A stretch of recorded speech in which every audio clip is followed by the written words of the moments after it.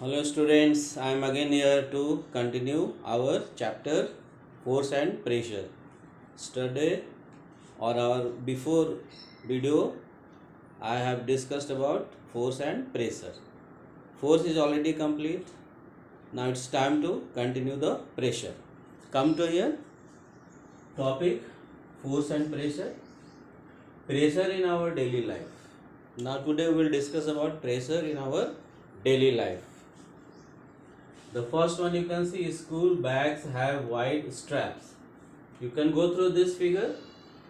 I have drawn a school bag and their straps are white. Why it is white? Because white straps, big area, it will generate less pressure. So less pressure will help us to carry the objects. So to reduce the pressure, it is white. Come to second one. Sharp knife cuts better than blunt. You can see the figure of a knife, sharp knife. While you are using blunt knife, it is difficult to cut vegetables because it has big area. So big area will create less pressure. So it is difficult to cut the vegetables. But with the help of this sharp knife, less area, less contact area, it will create more pressure. It is easy to cut the vegetables or fruits. Third one, tip of a needle is sharp pointed. You can see there is a needle. Needle has sharp pointed tip, this tip. At the time of injection, it can be easily inject in our body if it has pointed needle. If it is a pointed needle, so it will create less pressure, so it can easily go inside our body. Fourth one, tractors have broad tires. You can see there is a tractor I have drawn and these are the tires. Tires are broad. Why it is broad? Broad tires, big contact area. Big contact area, less pressure. So less pressure will generate on the earth surface.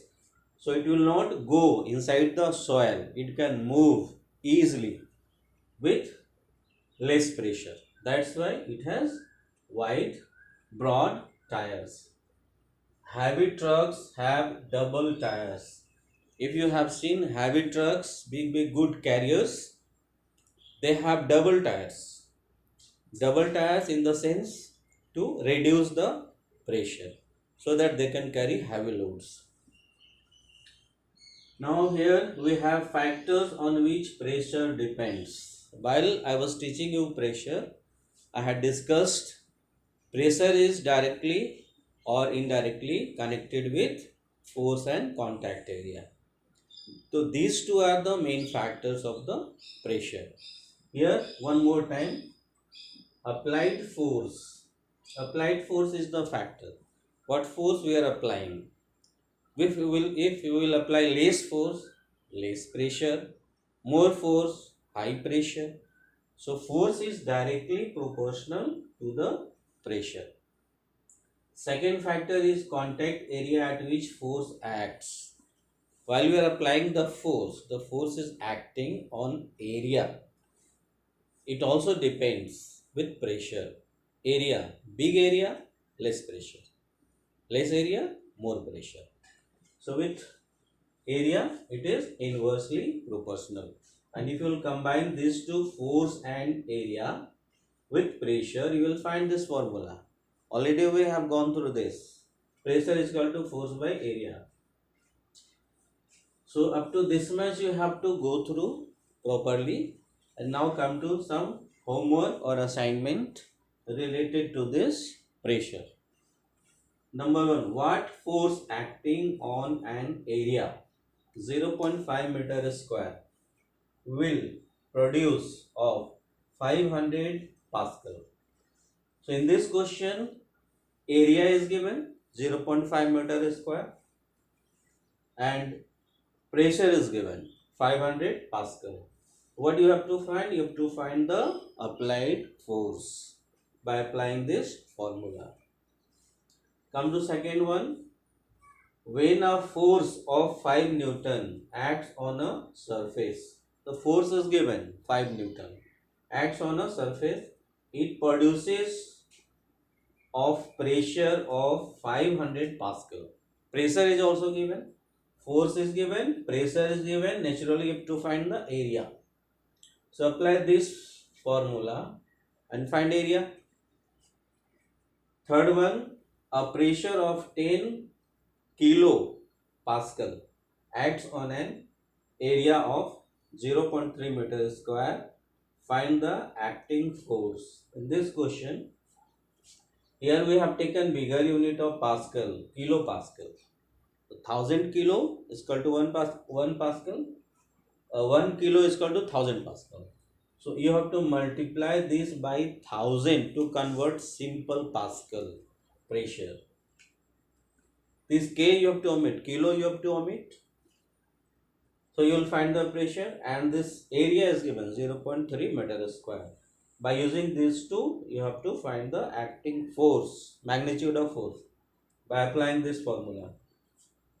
The last question is, write 4 examples of pressure in our day-to-day life. You have to write 4 examples of pressure by your own. Just go through your brain, your thinking, your experience. Already I have given you here 5 examples of pressure. By thinking over it, you can find 4 more examples, new examples by your own. One I can give you, hence while you are sitting on a sofa or chair, what happens? The sofa gets changed the shape and size by applying the pressure. While you are sitting on a sofa, the sofa changes its shape and size. It is due to pressure.